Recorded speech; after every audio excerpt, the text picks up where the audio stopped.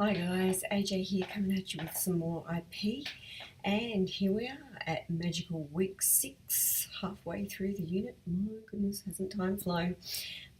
This week we will be looking at the issue of infringement and the kinds of remedies that you are going to be able to get for infringement if someone unfortunately uses your IP in an unauthorized fashion. So let's have a look at the infringement and remedy ready reckoner that I've prepared for us. Here's something I've prepared earlier. Okay, so all of the various IP rights obviously are exclusive to the IP right holder, and if anybody does anything that would constitute an exclusive right conferred by the legislation without that IP right holder's authorization, then it's going to be an infringement. Infringement is covered in the Fitzgerald and Eliades text in the confines of each chapter on each individual IP right. However, I thought it would be useful for us to kind of compendiously compare infringement of the various 3 big ticket IP rights so that you can have a look kind of almost at a glance to contrast and note the similarities between the actions for infringement of each of the different IP rights. And I think this table is a reasonably good way to start. I will put this table up on Moodle for you, so you can feel free to download it and edit it, expand it, change it around to suit your tastes. But I think it's a useful way of collecting together everything in relation to infringement and remedies that you'll need to know. In relation to patent infringement, you can see down the bottom on the left there of infringement notes. It's covered in chapter 5.420 to 5.500 of the text. I guess the first thing to note about patent infringement is that there is, unlike some of the other pieces of legislation, the Patents Act doesn't actually have a provision that's like the catch-all infringement provision. What it does do in section 13 is it sets out the fact that the patent gives the patentee exclusive rights to exploit the invention and to authorize others to do so. And if you flip that on its head, if someone actually exploits the patented invention without the patentee's permission, then that's going to constitute an infringement of the patentee's rights conferred by section 13. So that's how we go about setting up infringement under the patents legislation. The thing that I want you to draw away from this particular piece of legislation is that yes, it says a patent gives the patentee exclusive rights to exploit the invention, but what you need to kind of hark back to is our discussions in the patents week. And really, the patent claims are the metes and bounds, if you will. They form the boundary of your legal protection as a patentee. So when someone infringes a patent, what we really mean is that they have taken each and every one of the essential integers that are set out in one of the patentee's claims. So in an infringement action, in the decision you will see, yes, the defendant has infringed claims 3, 5, 7 and 9, for example, because they, in their invention that they've exploited, taken it out to the marketplace, made some money on, those claims and each and every essential integer in those claims is present in whatever unauthorised product or method has been set loose on the marketplace. Okay, so you don't just infringe a patent, you infringe one or more of the patent's claims. Okay, so that's a fairly important point that you need to be across there. The other thing that I want you to note about patent infringement is section 117. Now, this is a specific provision in the legislation that deals with infringement. It deals with a particular beastie, if you will, of infringement that we call contributory infringement. And the way that you infringe this particular provision is that you have supplied a product to somebody else, and by virtue of them using the product, that would constitute infringement. You personally stand to lose $44 million. So that's contributory infringement.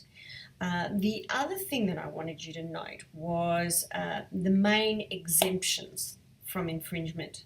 Okay, so the first one here is prior use, and this is for the little inventor that has built the invention and is quite happily using the invention, probably in some way that wouldn't be discoverable in terms of novelty or inventive step. And independently, someone else has come up with the same invention. That little inventor, however, has run off to the Patents Office and filed their patent specification, filed an application for a patent, and has been granted the patent. Once that kind of thing happens, as you can see from a policy point of view, it's going to be pretty harsh on the first little inventor there that's been merrily using their invention and causing no one no harm. So if that's what they've been doing, they are more than welcome to keep doing that under section 119. Okay, so eminently sensible little exemption there. The other big ticket items here, and particularly for researchers, experimental use is the big ticket exemption here. So here we are at the legislation looking at the experimental purpose exemption, and you can see here a person may, without infringing, do an act that would infringe apart from this subsection if it's done for experimental purposes. And note the last bit of the provision relating to the subject matter of the invention. Now, there was an enormous dispute, particularly when gene patents were still all around and before the Darcy and Myriad case, about exactly what kind of research you could or couldn't do on patented genetic material.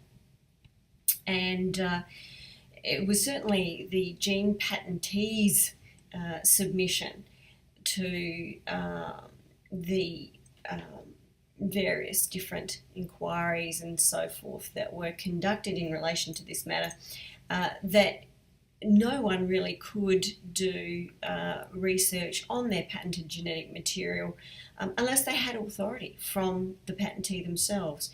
There was no specific provision in the legislation that allowed research use of previously patented material such as genetic material.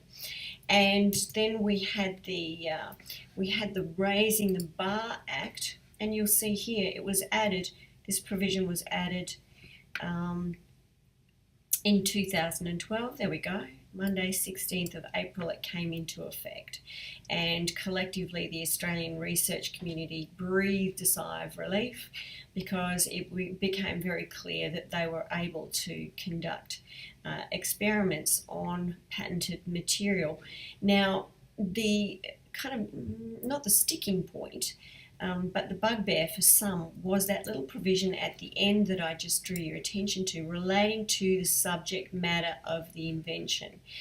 And out of all of the discussions that went on prior to the Raising the Bar Act, it became clear that we needed a very robust and broad exemption here.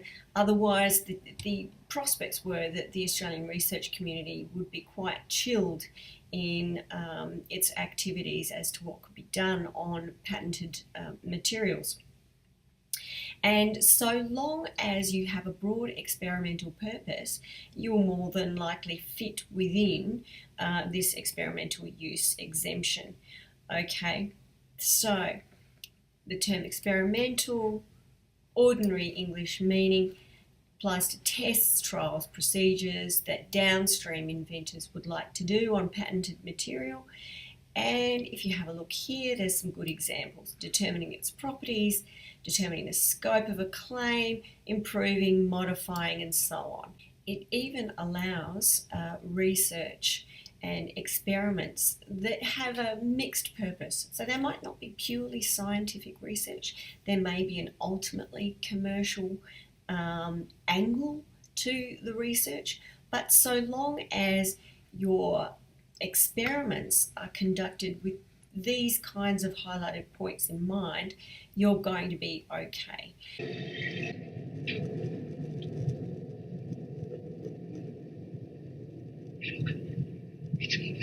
However, if your sole purpose or your main purpose is in relation to commercialising the invention, then obviously you're not going to fit within the exemption.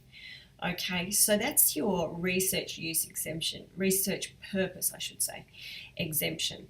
Hard fought for and well won, I would say, by the Australian research community. The other thing that I wanted to draw your attention to was provisions 119A and B. And here we have the provisions relating to acts done for obtaining regulatory approval of pharmaceuticals. Now, as a pharmaceutical is about to come off patent, so it's nearing the end of its patented life, obviously the generics manufacturers are going to want to jump on board and start experimenting on the patented pharmaceutical in order to try and perfect their own generic version.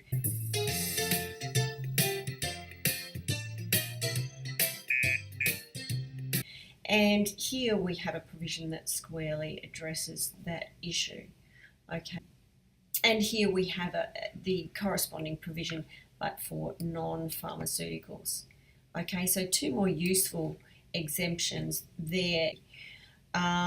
If we then flip back to our Word document, the last thing I wanted to point out to you was that usually when you have a dispute in relation to patent infringement, one of the things that the defendant will throw into the mix, undoubtedly almost, is a counterclaim. Okay, if your patent was a valid patent, sure, I may have infringed, but actually I think that your patent is invalid and it should be revoked. Okay, and it should be cancelled off of the register. That's the usual strategic move, eminently sensible. It's housed there in section 121. Now, if you are lucky enough at the end of many days, weeks, months of trial and litigation, and you're successful in your claim of patent infringement,